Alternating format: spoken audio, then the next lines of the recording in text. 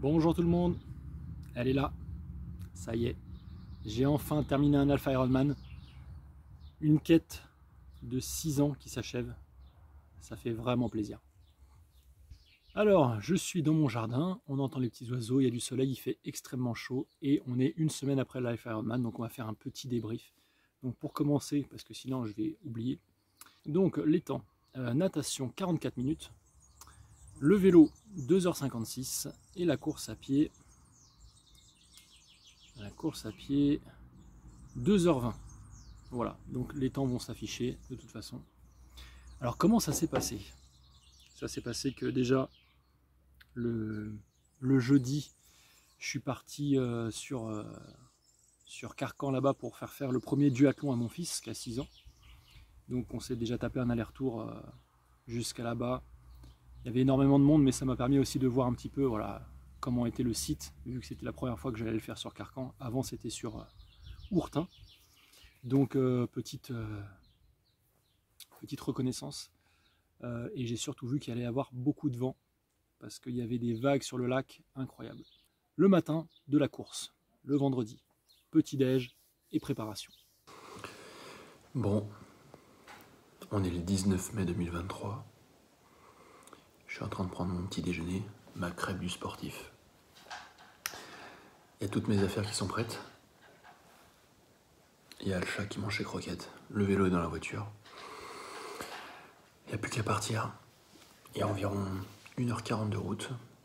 Et puis après, je m'habille. Je vais poser mon vélo dans le parc à vélo. Et c'est parti. J'espère vraiment que ce 4e Alpha Ironman que je ferai sera le bon. Et que je serai enfin finisher. Voilà. Allez.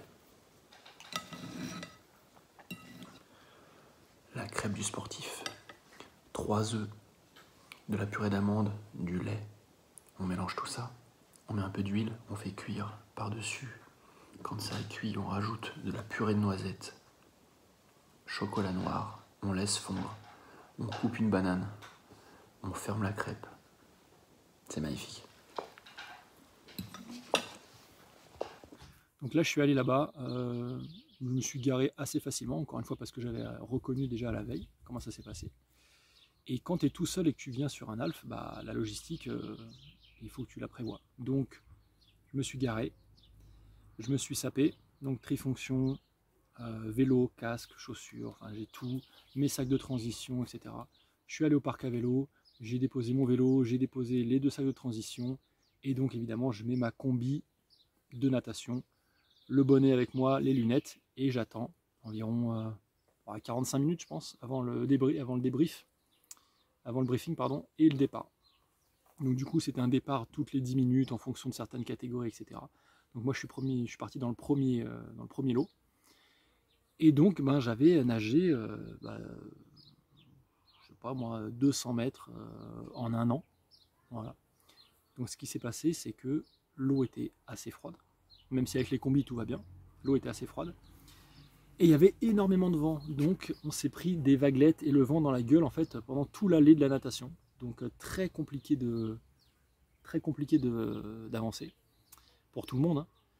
Et après, virage à droite. Donc là, on a le vent sur le côté, ça va un petit peu mieux. Revirage à droite. Là, on a le vent dans le dos, ça avance un peu plus vite. Et donc, je termine la natation en 44 minutes. J'ai pratiquement fait que de la brasse, hein, parce que dès que je faisais du crawl, tu bois la tasse avec les vagues, tu sais plus où t'es. Et puis, de toute façon, j'avais pas l'entraînement pour. Donc, j'ai fait que de la brasse. Et ça s'est bien passé. J'ai géré. Tout s'est bien passé. On sort de la flotte. Une belle petite photo au passage, d'ailleurs. Parc à vélo, donc là pareil, je prends mon temps, je suis pas en mode performance, là je suis en mode plaisir et surtout je veux le terminer. Donc du coup je prends mon temps, je dois mettre, je sais pas, 5 minutes, peut-être plus pour me changer. Donc on enlève la combinaison, on met le casque, les lunettes, on boit un petit coup, on prend le vélo et c'est parti. Et là c'est le parcours vélo, donc ben, il y a eu du vent pendant la natation, ben, il y a du vent pendant le vélo. Donc les 30 premiers kilomètres, c'est vent dans la gueule, vent de côté, c'est l'enfer. Les 30 suivants, c'est pareil. En gros, les 2 premières heures, c'est vent de face ou vent de côté. ça roule pas, personne roule. Voilà. Enfin, il y a des avions de chasse qui me dépassent, mais bon. Donc moi j'ai roulé tranquille, j'étais environ à 30 de moyenne, voilà. Plutôt 28-29 d'ailleurs au début.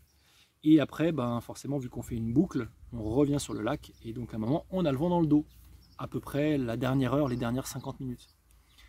Et là, dernières 50 minutes, je sens quelqu'un qui me double, et je me dis, ah putain, quand même, je refous une petite dent en plus, tu vois. Du coup, je passe de 31 à 33-34 à l'heure, sans avoir vraiment plus forcé, tu vois. Je me dis, oh putain, bah, en vrai, rouler à 34, ça passe, tu vois. Je mets une autre dent, et là, moi, je fais 90 kg, donc je commence à me foutre sur les prolongateurs, et puis j'y vais un peu plus, j'y vais en force, tu vois. Puis je me sentais bien, parce que j'ai géré la course, donc je me sens bien. Et là, j'appuie, je commence à doubler du monde et tout. Et j'ai passé 45 minutes, les 45 dernières minutes du vélo, à doubler des gens. J'étais trop bien. Je voyais un mec, je lui fonçais dessus, je le dépassais, je voyais un autre gars, je lui fonçais dessus, un groupe, une fille, machin, tatata. J'ai passé 45 minutes de vélo, c'était un pur bonheur. Ah, c'est vraiment ce que je retiens de cet Alf, c'est le vélo, c'était super. 45 minutes, j'ai vraiment kiffé, c'était incroyable. Donc du coup, je finis au vélo, je suis même en train de relancer dans les derniers virages et tout ça. Là, j'ai des amis qui sont venus m'encourager, que j'entends. Hop, hop, allez Damien, je les vois vite fait. Je pose le vélo, on se change. Transition, pareil, je prends le temps tranquillement, même si là j'étais un petit peu plus en mode compète du coup à la fin du vélo. Là on se change, je prends le temps et je pars à la course à pied, je fais quoi, 100 mètres, 200 mètres.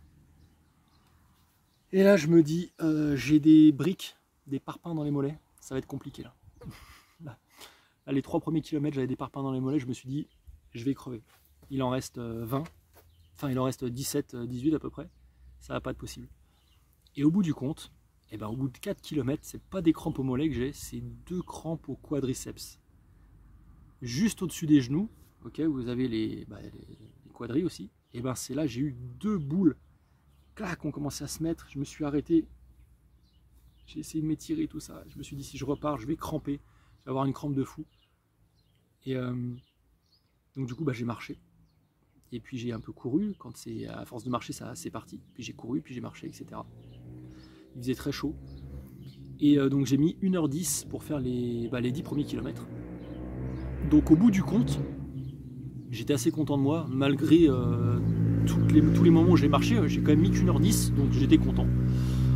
Et après le deuxième tour, c'est reparti, hein. Là tu sais que c'est la fin, tu ne reverras plus le paysage que tu vois, c'est la dernière fois, tu sais que c'est bientôt terminé.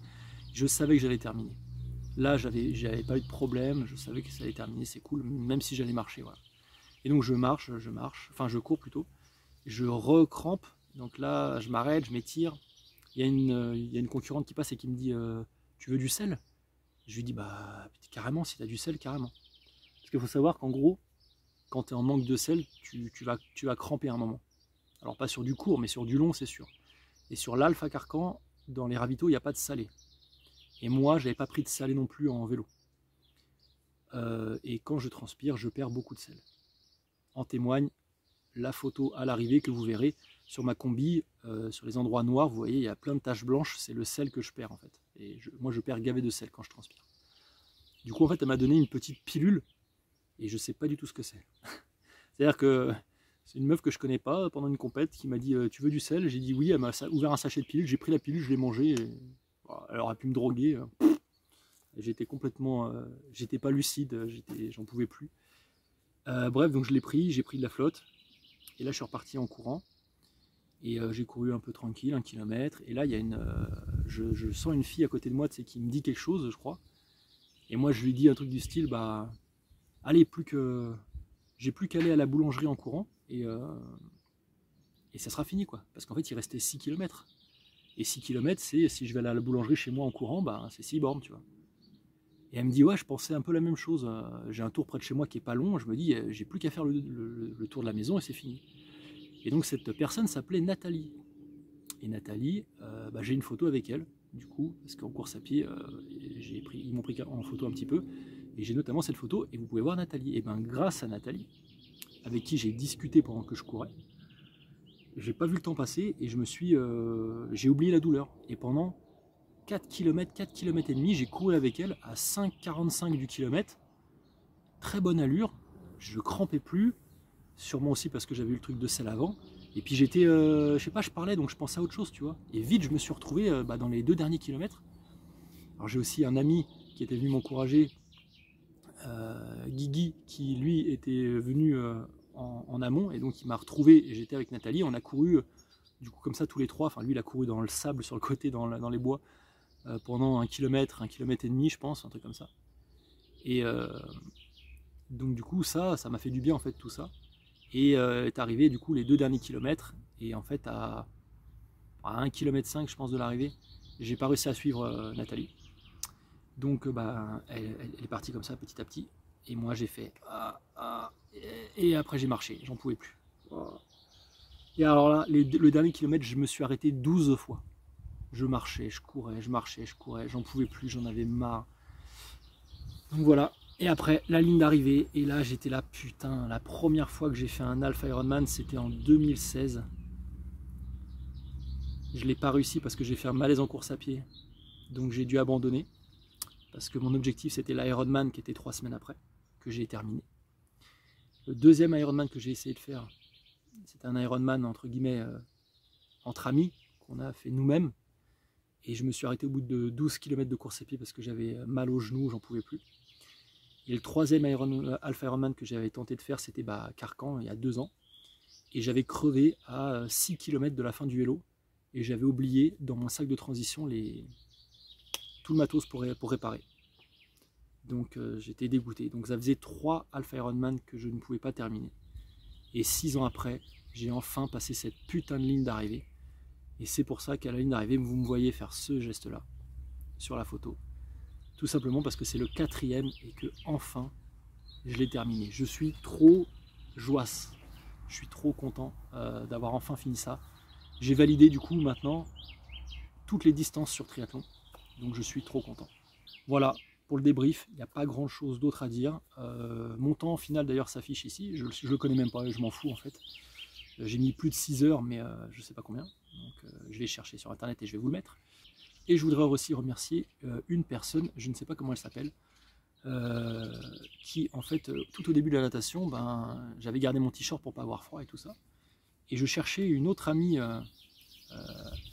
une autre personne que je connais, Cécile, qui était venue encourager son homme et tout pour un tri, pour le half aussi, pour lui donner mon t-shirt en fait.